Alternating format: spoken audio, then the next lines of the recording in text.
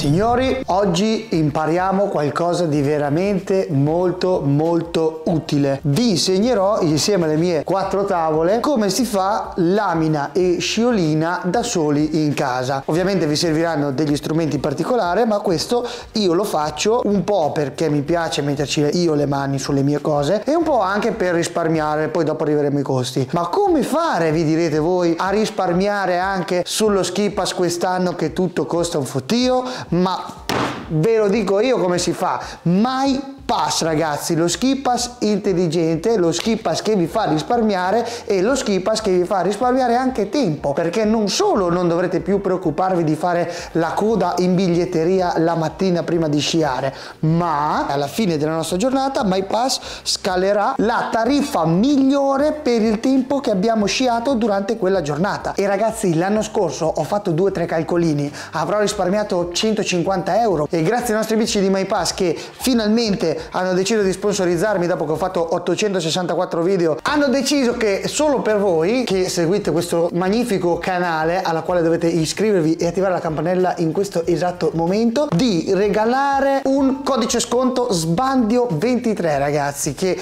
vi darà un ulteriore risparmio sull'attivazione della carta. Quindi tutti i link li trovate in descrizione, non mi resta che dirvi di andare sul loro sito, utilizzare il mio codice sconto SBANDIO23 e per un anno voi ragazzi scerete senza nessun tipo di ansia, preoccupazione. Una comunità unica. Quindi grazie MyPass. Ora passiamo all'argomento di oggi. Prima di capire come bisogna fare manutenzione ai nostri snowboard, dobbiamo capire prima il quando, ragazzi. Quando bisogna fare manutenzione. Questa, che è la mia vecchia DC, eccolo lì che si vede, vedete quanto è esplosa la lamina? Quindi questa tavola è distrutta e ora potremmo giocarci un pochettino. Ora, la sciolina è molto semplice perché le tavole iniziano a seccarsi qua sulla soletta. Se vedete, infatti, ci sono dei bei segni bianchi lungo tutta la tavola. Ora cerco di venire anche più vicino. Vedete tutti i segni bianchi? Quella è sciolina secca. C'è bisogno di cambiarla, c'è bisogno di fare manutenzione, c'è bisogno di mettere sciolina nuova, e quindi questo è abbastanza semplice perché comunque si vede ad occhio. Quello che è un po' più difficile è capire quando invece la lamina bisogna rifarla, e questo si capisce al tatto, perché toccandola si sente che non è più molto affilata ma è più seghettata, e al tatto, già facendo semplicemente una roba di questo genere, si capisce. Ora mi sono infilato una spina nella mano, aia. Un altro test che potete fare è mettere la vostra tavola su un piano con l'unghia, fare così, e se l'unghia non viene tagliata c'è qualcosa che non va. Questa è una tavola che non ha visto lamine e sciolina penso da almeno 7-8 anni, perché comunque è una tavola che io uso per fare le minchiate. Utilizziamo la morsa che ce l'abbiamo ed è utile. Se io inizio qui a toccare, sento proprio non solo la ruggine, ma sento proprio che è rovinata, è seghettata, e se vado a fare il mio test dell'unghia vedo che comunque non ce n'è. Cosa ci serve però per fare lamine e sciolina? Come vedete qui davanti a me ho preparato tutto l'occorrente per la sciolina. Ovviamente la prima cosa che ci serve è proprio la sciolina, che ho di 2 colori diversi. I colori variano in base alla temperatura di esercizio. Questa blu è quella che uso maggiormente perché arriva fino a meno 31 gradi.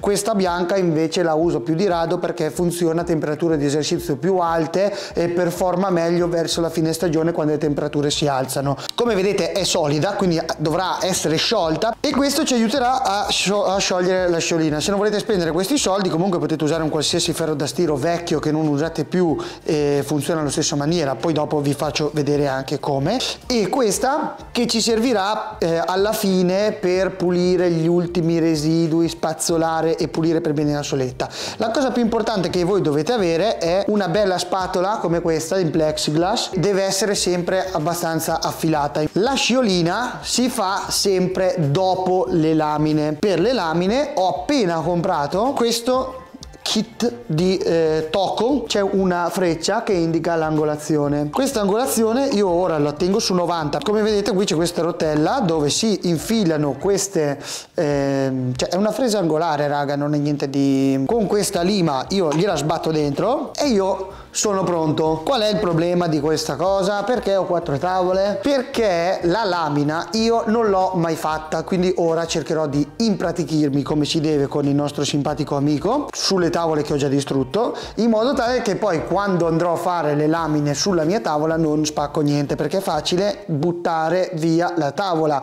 se non si è capaci di usare questo coso qua. Quindi impratichitevi su delle tavole vecchie distrutte che non usate più, dopodiché passate sulle vostre tavole. La lamina bisogna farla sempre e solo da qui a qui, senza mai comprendere nose e tail. Quindi dove vedete che inizia a fare la curva la lamina, lì non bisogna già più farla. Questa, ragazzi, di lamine è sicuramente, ma dico sicuramente, messa male, perché ve lo giuro non le faccio da una vita e mezza. Se vedete gli attacchi patocchi come questi che ho io su questa tavola che sbordano, perché chiaramente avevo un attacco molto più grande rispetto alla tavola, vi conviene decisamente toglierli. Però io vabbè, per fare pratica li tengo su, tanto devo solo imparare a fare questo movimento senza esagerare e senza distruggere la tavola. Faccio un po' di pratica, poi dopo aggrediamo la mia. Allora ragazzi, ho fatto un po' di pratica. Ora a me, toccando questa lamina della mia tavola, mi sembra che comunque sia decisamente molto più affilata rispetto a quella che ho usato fino adesso. Infatti già prima ancora di toccarla, se faccio così, mi pela le unghie.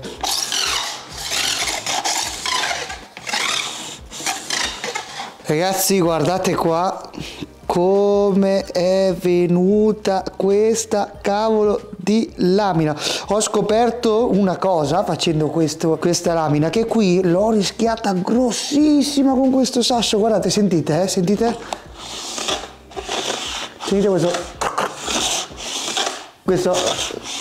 questo rumore qua, dovuta ad un sasso che devo aver preso e che mi ha sminchiato un po' la lamina in questo punto. Però guardate qui adesso come è affilata. Ottimo. Adesso invece passiamo alla sciolina. La neve scorre di così e anche la sciolina è tirata in questo senso.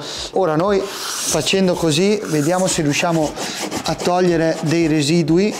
Non ce n'è più, raga, qua di sciolina, non ce n'è proprio più. Giusto per farvi capire, questa era la sciolina che c'era su. Ora noi andremo a sciogliere questa saponetta su tutta la tavola. La cosa fondamentale in questo momento è non focalizzarsi mai su un punto, ma cercare sempre di spostarsi. Ora vi faccio vedere. Vedete tutte queste goccettine?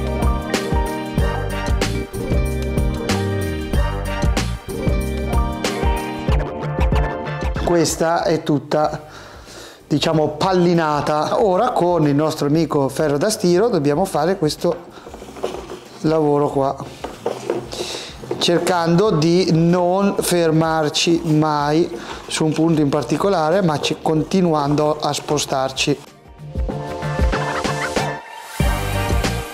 Come vedete ragazzi, ora abbiamo finito di stendere tutta la nostra sciolina. Come vedete anche da qui è tutta distesa come si deve a macchie. La lasciamo in questa esatta posizione tutta la notte. Domani verremo qui e con questa spatola toglieremo il residuo, togliendo la sciolina nello stesso senso in cui scorrerà la neve, quindi dal nose verso il tail, così. Quindi per me ci vediamo domani, per voi invece ci vediamo subito dopo questa clip. Bene ragazzi, è trascorsa una notte, fuori c'è il diluvio universale, un tempaccio incredibile, e riguardando le clip mi sono accorto di non avervi spiegato una cosa fondamentale. Questo delle lamine avanti e indietro, questo voi non dovete mai farlo. Io l'ho fatto solo per impratichirmi. Come anche adesso vedremo per la sciolina, anche la lamina va tirata solo nel senso in cui poi scorrerà la neve, quindi dal nose verso il tail. Non fate avanti e indietro perché è controproducente, al posto che fare la lamina la sminchiate. Una volta stabilito che siamo contenti della nostra lamina, abbiamo sciolto la sciolina, ora dobbiamo solo tirarla, dopodiché siamo pronti. Quello che appunto dobbiamo fare è con la nostra spatola in questo esatto modo, quindi pollici al centro, indici all'esterno, spingendo bisogna togliere tutto il residuo in questo modo.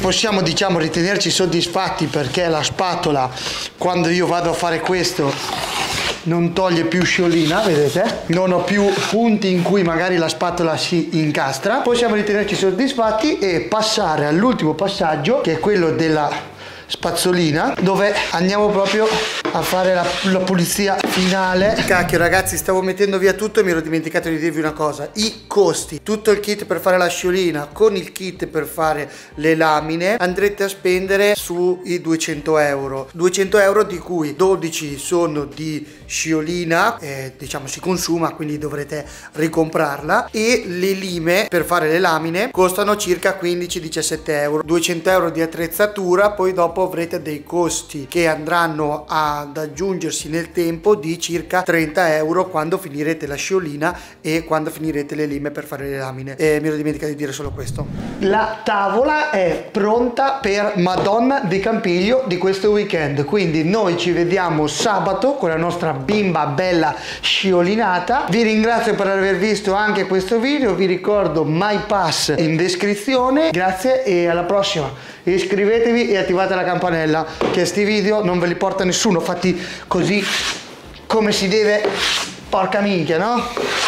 Ciao ragazzi, grazie di tutto.